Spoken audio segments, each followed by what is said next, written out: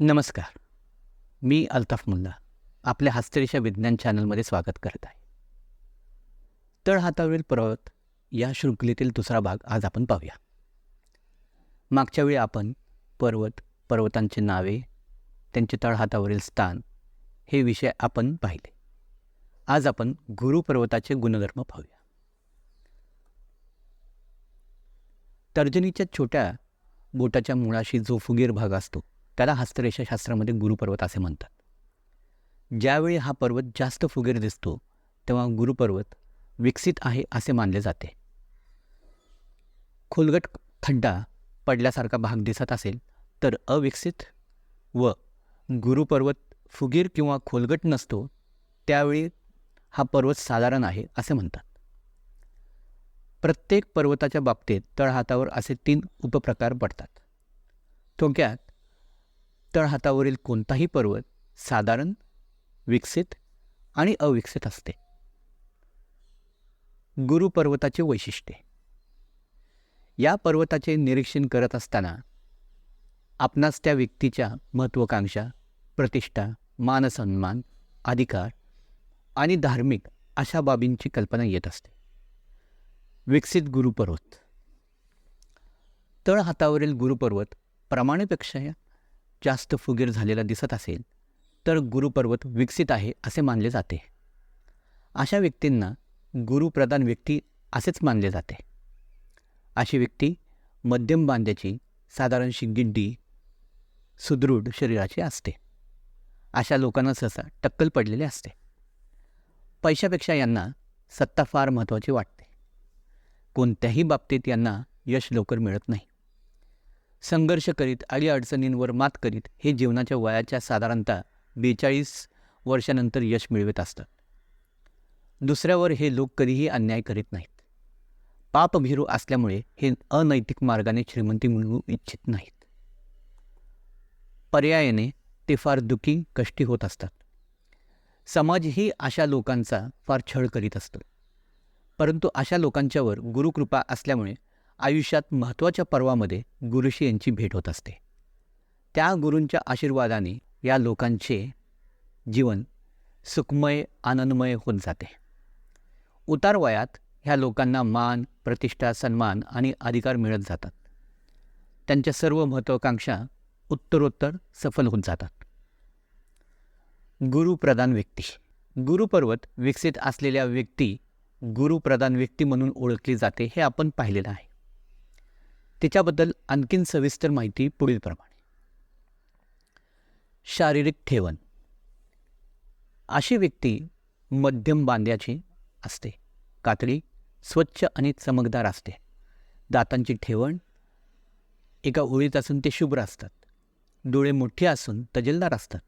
छाती भरदार असते. आवाज मोठा असून त्यांचे कुजबुजणे कुणालाही लांबून सहज ऐकता येते. स्वभाव.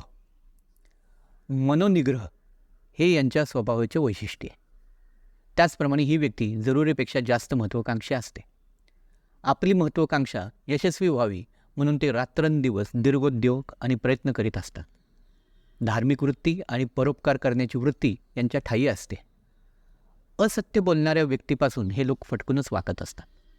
परंतु आपण करीत असलेल्या प्रयत्नांना अपेक्षित यश न मिळाल्यास ते चटकन निराश होतात. काही काळाने पुन्हा ते चिकाटीने प्रयत्न करतात. निसर्ग वेग या लोकांना फार असते. भले छोट्याशा जागेत ते राहत असतील तरी तेथे फुलझाडे हमखास दिसतील. आरोग्य. चमचमीत आणि स्वादिष्ट पदार्थांवर ताव मारणे यांना फार आवडते. नेहमी जरुरीपेक्षा जास्त भोजन करण्याच्या त्यांच्या या सवयीमुळे अपचन, पोटदुखी आणि डायरिया किंवा डिसेंट्री या आजारामुळे ते बेजार होत असतात. तेलकट खाण्यामुळे घशाचे आणि फुफ्फुसाचे विकारी या गुरुप्रधान व्यक्तींना छळत असतात. विवाह.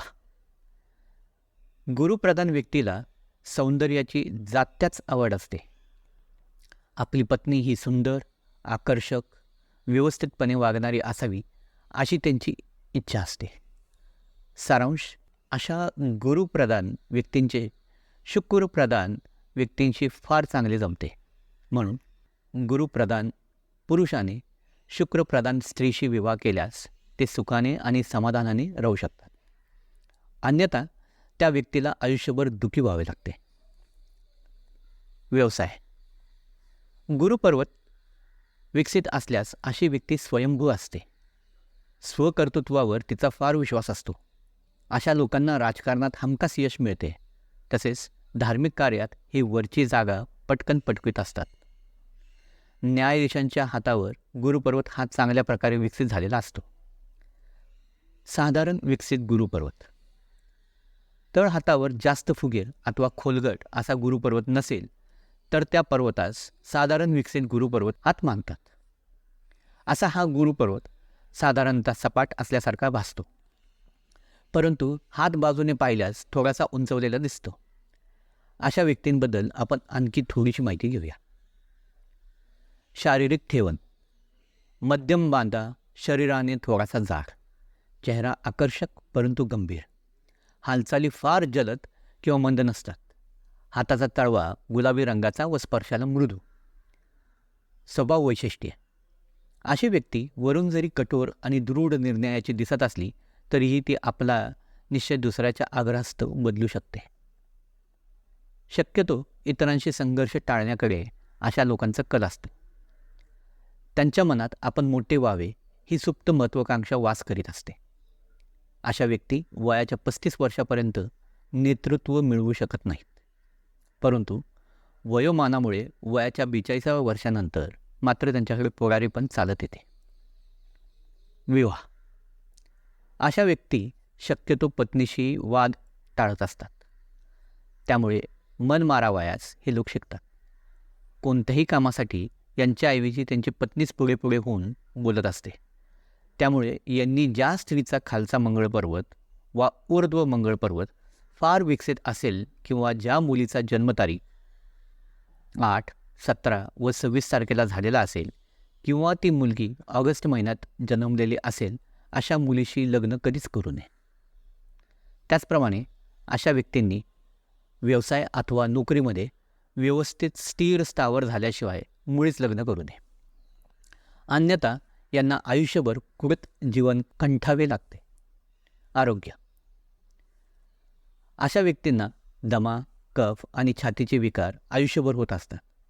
अशा लोकांनी कोरड्या हवेत आपले वास्तव्य केल्यास त्यांना या आजारपणापासून औषधापेक्षा लवकर आराम मिळतो. व्यवसाय.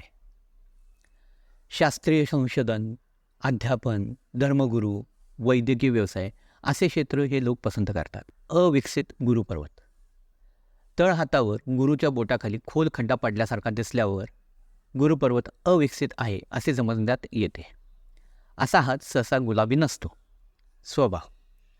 अशा व्यक्ती कार्य करण्यात समर्थ असूनसुद्धा आत्मविश्वासाअभावी कच खात असतात. त्या चटकन निराश होत असल्यामुळे व्यवसायात अथवा नोकरीत यांच्यापेक्षा कमी योग्यतेची माणसे यांच्यावर सहज मात करून पुढे जात असतात. आपली महत्त्वाकांक्षा कधीच सफल होणार नाही असा ग्रह धरून अशी व्यक्ती मनोरंजनात गुंग होत असतात.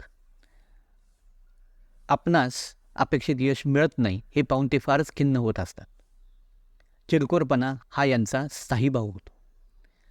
म्हणून अशा व्यक्तींनी निराश अथवा वैफल्यग्रस्त न होता योग्य दिशेने प्रयत्न करीत राहिल्यास त्यांना नक्कीच यश मिळते. विवाह. अशा व्यक्तीने शिक्षणाने वरचढ, अतिसुंदर किंवा शिरजोर मुलीशी विवाह टाळावा. शक्यतो बाळबोध वळणाच्या मुलीशी लग्न झाल्यास वैवाहिक जीवनात तरी यांना कमी दुःख भोगावे लागते. आरोग्य. क्षय, फुफ्फुसाचे विकार या लोकांना फार होतात. कोणत्याही एक व अनेक गोष्टींची या लोकांना ॲलर्जी असते. म्हणून या लोकांनी धूर, धूळ, धूम्रपान यापासून दूर राहणे आवश्यक आहे. सरकलेला गुरुपर्वत. आपल्या हातावर बऱ्याच वेळा गुरुपर्वत हा तर्जनीच्या बोटाच्या खाली बरोबर मध्यावर स्थिर झालेला दिसत नाही. त्यामुळे त्याचे परिणाम थोडेसे पुढीलप्रमाणे बदलत असतात. गुरुपर्वत हा शनिपर्वताकडे झुकलेला असेल तर त्या व्यक्तीचा स्वभाव शांत आणि विचारी असतो. त्यामुळे अशी व्यक्ती आपल्या आयुष्यात यशस्वी होते. गुरुपर्वत बरोबर मध्यभागी फुगीर आणि स्थिर झालेला असेल तर अशी व्यक्ती हुशार, गणिततज्ज्ञ असून ती शास्त्रीय किंवा धार्मिक क्षेत्रात यशस्वी होते. गुरुपर्वत हा तर्जनीच्या बोटाच्या पायथ्याखाली सरकलेला असेल तर अशी व्यक्ती अहंभावी, गर्विष्ठ आणि बडाईखोर असते. तिचा स्वभाव फार मत्सरी असतो. गुरुपर्वत हा आयुष्यरेषेजवळ सरकलेला असेल, आपल्या घराण्याचा मोठेपणा अशी व्यक्ती सांगत असते, परंतु ही केवळ फुशारकी असून दुसऱ्यांची व स्वतःची करून घेतलेली ही फसगत होय. गुरुपर्वत हा हृदयरेषेजवळ सरकलेला असेल तर अशी व्यक्ती भावनाप्रधान असून ती अनेक वेळा प्रेमात पडते. अशा व्यक्तीचा वरचेवर प्रेमभंग होऊन तिला बदनामीही सहन करावी लागते. गुरुपर्वत हा मस्तक रेषेकडे ढळलेला असेल तर अशी व्यक्ती ढोंगी आणि बुद्धिमत्तेचा अथवा विद्वत्तेचा आव आणणारी असते, परंतु हातावर विद्यारेषा चांगली असेल तर ती व्यक्ती विद्वान पण घमंडी असते. आशा आहे की हा व्हिडिओ आपल्याला आवडला असेल व आपण व्हिडिओला लाईक व चॅनलला सबस्क्राईब करा. आपल्या कमेंट्स व्हिडिओवर शेअर करा. नमस्कार.